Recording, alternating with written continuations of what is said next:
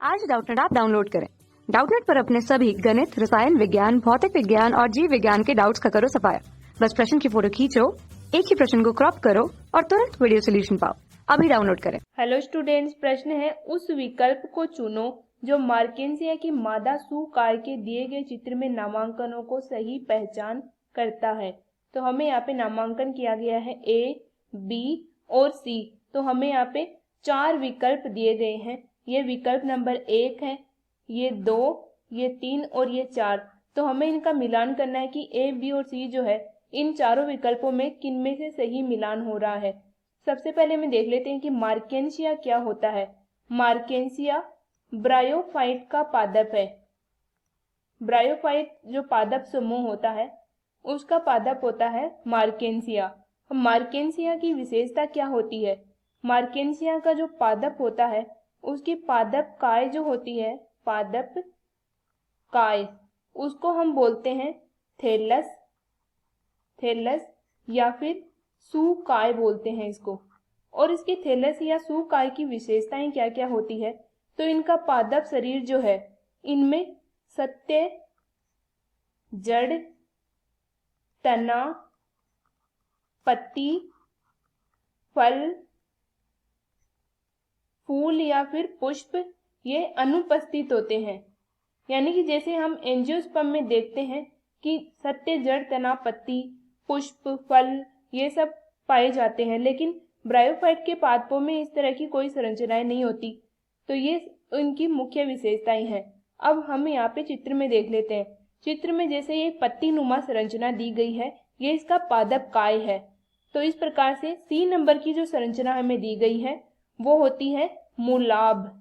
मूलाभ का मतलब होता है मूल के समान संरचना, यानी कि हम कह सकते हैं जड़ के समान संरचना होती है, लेकिन इनमें सत्य जड़ नहीं होती। तो ये सी जो है ये हो गया मूलाभ। उसके बाद में इस प्रकार से ये छोटे छोटे मूलाभ पाए जाते हैं। और ये बी संरचना हमें यहाँ पे दी गई है।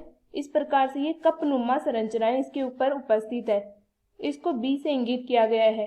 तो बी यहाँ पे है जेमा कप, इनको हम जेमा कप बोलते हैं। ये कपनुमा संरचनाएं होती हैं और ये मुख्यतः काम आती हैं अलैंगिक जनन में।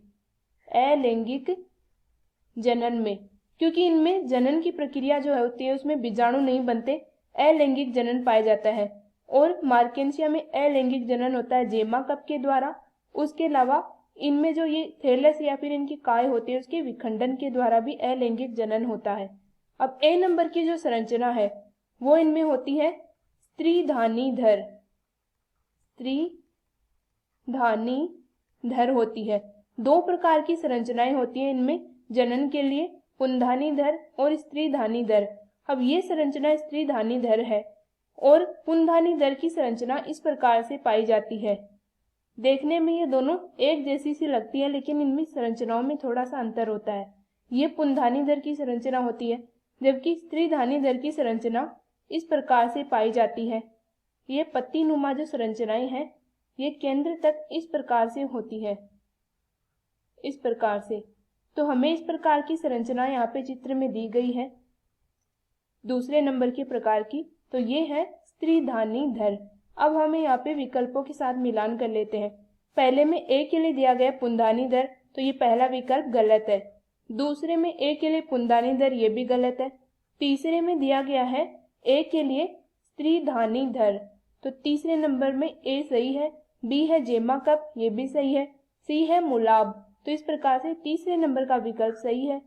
चौथे में ए के लिए स्त्रीधानीधर, बी के लिए मूलाभ दिया गया, तो ये गलत है क्योंकि बी जेमा कप आएगा।